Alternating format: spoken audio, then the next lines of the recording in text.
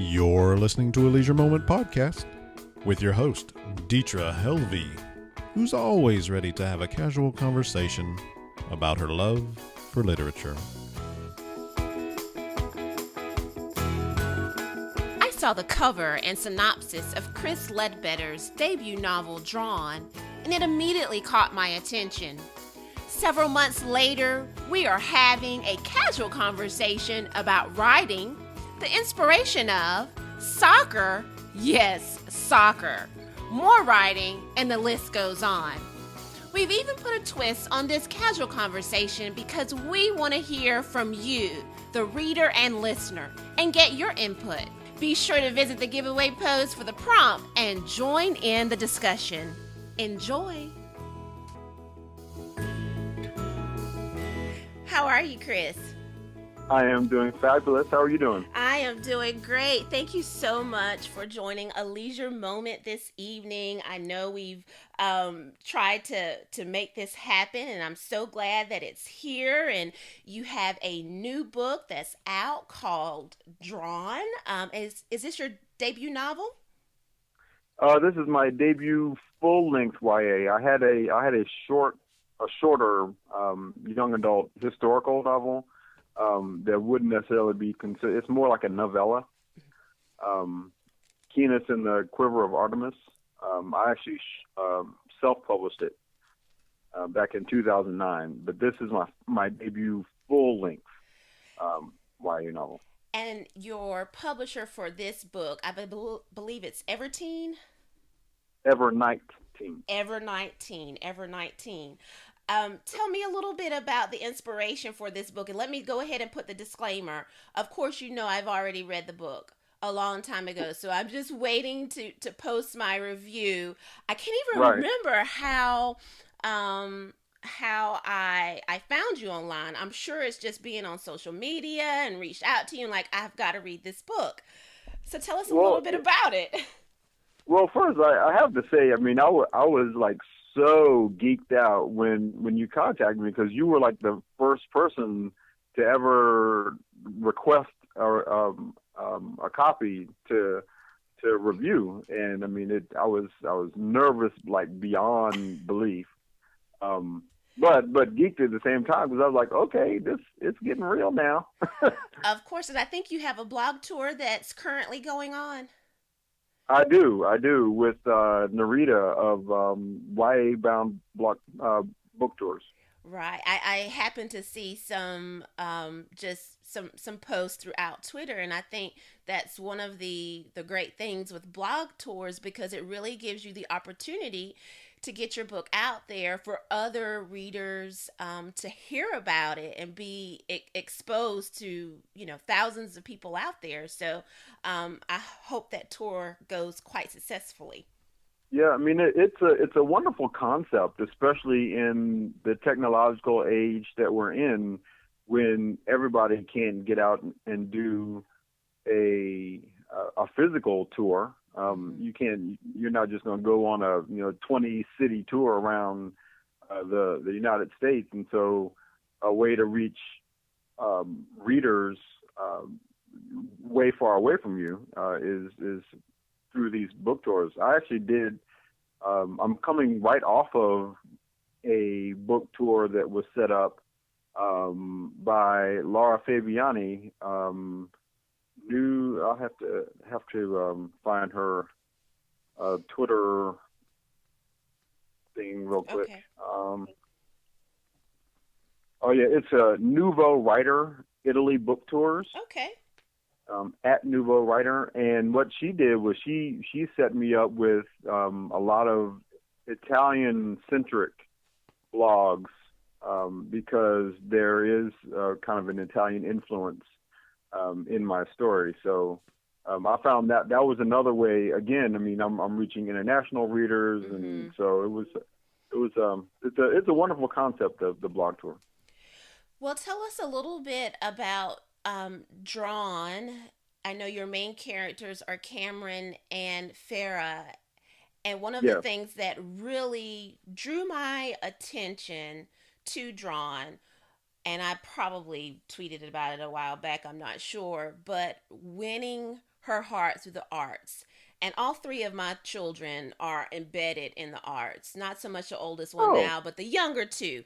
My right. middle child is just coming back from a 2 week discovery with the South Carolina School of Arts program. This is her Oh, first nice. time away. So, that connection for me when I read the summary, I thought, "Hey, this is something that I really want to read," and it caught my attention.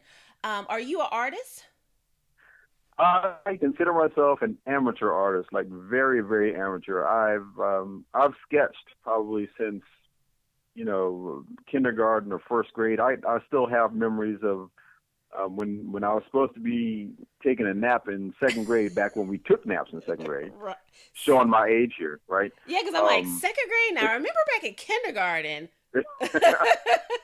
and so during nap time, I would be, drawing pictures of Snoopy and that kind of stuff. So, but I never actually had any art classes outside of whatever I took in school. So, and I would do things like I would copy more so than anything. I Mm-hmm. would copy Mm-hmm. a picture I saw on a comic book cover or something like that. And then I got to where I could copy so well that I would think of the picture. Um, I would think of the picture that I wanted to draw in my mind, and then I would go and find, let's say, about four different pictures that would make up. So I'd copy an arm from this guy, and I copy a hand from this guy, and I Mm-hmm. copy a leg from this guy, and a face from this guy, and then make it like that. So, but yeah, I've never had any formal training outside of that kind of stuff. And I can't draw anywhere close to as well as Cameron can. Well, I was going to ask you next. Your main character Cameron is just the elements of the visual arts is totally infused throughout the entire story. Yes, there is the romance piece there that kind of leads the way, but the visual arts is kind of what takes over. Do you find Right. some of your personal experiences, or just some of your experiences as a teenager, embedded in Cameron's character? There are. Well, I think every character I write has some pieces of me, and I think a lot of authors are like that, in that they, every character, at least every main character, and probably some side characters, but every main character is probably, has all kinds of pieces of the author embedded, and so. But I mean, to kind of reach back to your earlier question about how did I pick, the arts Mm-hmm.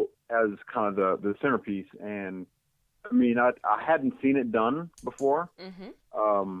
and so I wanted to look for a different type of story, a story that wasn't your typical. I mean, I wasn't looking for any.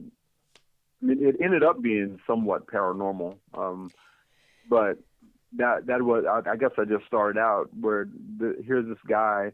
He's not a football jock. He's not he's not a science or math whiz or anything like that. And so, I figured art would be, and art kind of has its own subculture that Mm-hmm. I in some ways wanted to tap into. I mean, there are a lot of visual artists out there, and people who write comics and draw comics, and in fact, comics, whether being read or seen on the big screen, I think is making or is having a bit of a renaissance. So Yes, it is. I wanted to kind of tap into that too. You mentioned very briefly the paranormal part, and I must say that is, I'm cruising along, I'm reading, I'm getting into the characters' lives, um, just picturing myself in their scenes, and then yes, it does take a twist, and we're not going to spoil it, of course, for listeners, but it takes a huge twist that I never saw coming. Is, for the writing process for you, was that outlined? Because we're starting off really at a realistic fiction type point, and then it Hmm. changes. Did you know you were going in a slightly different direction in that middle Absolutely. piece? Okay, okay. Absolutely. That That was was part of the concept from the very beginning. so that was planned, and a good Yes. plan it was. Oh, well, thank you. Thank you. Again, that was me trying to come up with something different, something that hadn't necessarily been done. And so I hope it came across effectively. With your the concept of embedding so much of the visual arts piece into and I'm going to say into the action of the story, did you have to go a little bit further than your own experiences, or have you reached out to other artists or research? To, Oh, yeah, yeah. Well, I actually did a fair amount of research. I mean, I know what it's like to hold the pencil in your hand and make the movements and the sketches, but at the same time, for somebody who is really deep into the artistic culture, there's certain terminology they use and there's certain techniques that they use, and so I really did have to go a bit beyond my own knowledge and research terminology and techniques. And I mean, I've done some of the techniques without knowing what the names were. mm-hmm. And for me to make Cameron and Mr. Cassisi and all those guys believable, they had to talk the lingo. They had to talk the talk. So Right. there was a bit of research I had to kind of go through. Like for instance, I remember watching a YouTube video where a guy was painting that led me into the scene with Cameron and Farrah at the beach. Mm-hmm. And I remember, looking at and trying to look at what kind of brush is he using, and is it a 1-inch brush? Is it a bristle brush or this other kind of brush, foam brush, or how do you paint watercolor? Because I don't paint at all. I sketch, but Okay. a little, but I Mm-hmm. don't paint at all. Mm-hmm. So. Well, and tell us a little bit about the writing process for you. So you've done a lot of research in regards to some of those specific pieces that you just mentioned. Now, when we're talking about the actual writing portion, are you the type that, needs to really sit down, write, or do you reach out to other writers for input, for feedback? Do you give your book to someone and say, hey, have at it and let me know what you Oh, think? What's the process oh, like for you? oh, absolutely. So to kind of go back to art terminology, and I even use this terminology when I tell people, my process is I always start writing by sketching out the characters who are involved and the action they're performing. That's my first pass writing exercise, Mm-hmm. and then I go back later on and add in the foreground and the background and the color and the context and the all. So that to me really describes my writing process. I do the same thing. I write down who's doing what, and then I'll go back in and I'll write. I'll look at put as many senses as I can put into the scene.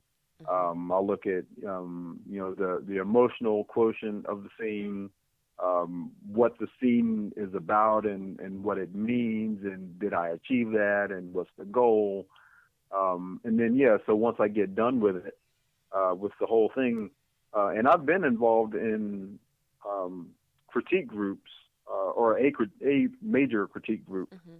It's actually based in Nevada, with some people that I met at writing conferences. And what we would do was, like, every 2 weeks, we would send in a chapter, and then you would critique whoever sent in that week, and they would critique yours and send it back to you, and you would roll on. Mm-hmm. Now I'm more to the point where I'll just write the whole thing out, And when I get done with it, I have a few beta readers that I'll send the whole thing to and get their feedback on it. And we know those beta readers are absolutely invaluable. And I think that it's nice to be able to have a beta reader, one that you can trust, because it's something that you hold close and dear to your heart for a very long time through that writing process. And I'm sure it's kind of hard to let it go, but when you're letting it go to someone who you know is going to give you good feedback and honest feedback, I'm sure that that's what truly counts. It is, and sometimes the feedback that you get is harsh, meaning this is your darling that you handed off to them, and then they're coming back with, no, that doesn't work, right, or you need to change this, or whatever it is. And I mean, in this business, I think you really have to have a thick skin as far as that's concerned, because nobody is out to get you. You know what I mean? Right. Everybody that is in my circle of beta readers or whatever, anything they say is meant to make the story better or stronger. And so, I mean, you really do have to, or I really do have to kind of look at everything and say, well, no matter what I think about it, I'm too close to it. It's like playing checkers and you can't see the jumps. Mm-hmm. So I really enjoy the process of getting feedback from my critique partners and beta readers, and being able to take that and kind of polish the stone a little bit more. Well, tell us, is Drawn a standalone, or do you have some other things in the works? Well, no, actually, it is. I conceived it actually as a 2-book kind of deal. I just basically where I'm at, I can only get 1 book accepted at a time, so I'm working on book 2 at the moment. Okay. I'm probably about a third of the way through it. Okay. I hope to have book 2 done and off to beta readers by the end of July. That's awesome. So, but yeah, I think the way I'm ending book 2, there could possibly be a book 3, but you never want to just wear out your welcome. So I understand. So right now, kind of like, I've heard a lot of people use the terminology duology. Yes, exactly. I've heard duology recently, and I'm like, okay, so instead of a trilogy, duology. That's right. Yeah, a lot of people, because I've actually heard just kind of in random readings and talking to people that there's a bit of a fatigue regarding reader fatigue regarding trilogies. Mm-hmm. And I mean, that may be one of those things that you take with a grain of salt. But at the same time, it also seems like, duologies and standalones are kind of making more of a resurgence. But I think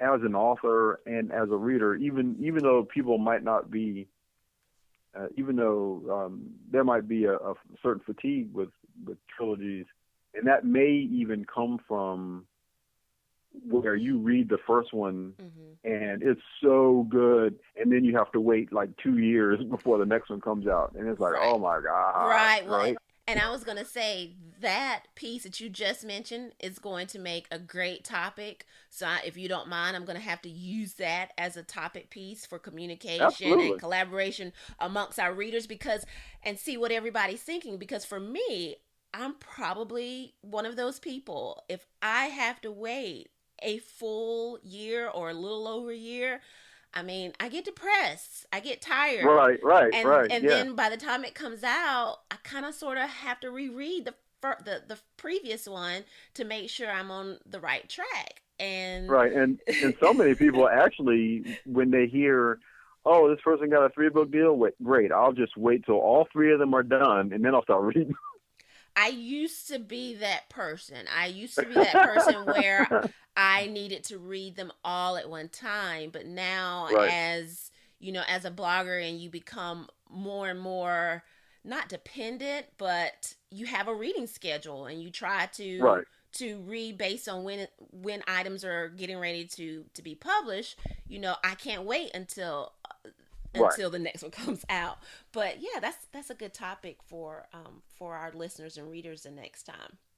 And I would love to hear, what just the lay reader that's not part of the industry, as a blogger or reviewer or, just somebody who loves reading books. I'd love to hear what they think about, standalones versus series, because series are still all the rage, as long as the author can kind of churn them out on a regular schedule. Right.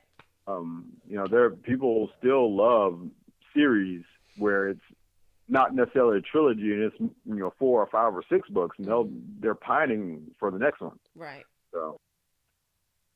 Well, Chris, I know that something is coming up within about 15 minutes, and I'm going to go ahead and let you laugh at me, because the funny part is I had to ask my husband. I was like, okay, is that like what is that, baseball? No, you didn't. Yes, I did. No, you didn't. I was like, is that baseball? And he gave me such a funny look that I knew I was wrong. And the sad thing about it is that my oldest I guess 2 or 3 months ago, just came back from a small spring break study to London. And he is majoring in communications, and a part of that was sports journalism. So they went to a lot of soccer matches. It was just it was soccer focused. And so I guess that's why I got the stares, as if you don't know what's going on tonight. What's wrong with you? And I'm like, okay. And Deetra, I'm going to need you to get in front of your TV, girl, because they're going to need all the help they can get tonight. Okay, so I will be there cheering. I may have a book in my hand on the side, but I'll be there cheering. Yeah, but anyway, it was just so cool talking to you. I really hope you weren't nervous. I hope I made the whole atmosphere casual enough. Well, you did. You did a very good job of putting me at ease. And yes, I was nervous. Well, guess what? Couldn't tell one bit at all. Okay? Well, thanks. Okay. Well, Deetra, thank you so much for inviting me. You are most welcome, and I hope you have a fun evening. And I will be there on the couch rooting as well for Team USA. That's right. Okay, take care. So bye-bye. Have a good evening. You too. Bye. Bye.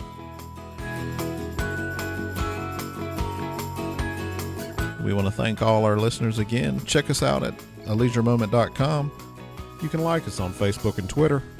Follow us on Instagram. And check out our new YouTube channel. Give us a thumbs up. Have a good one.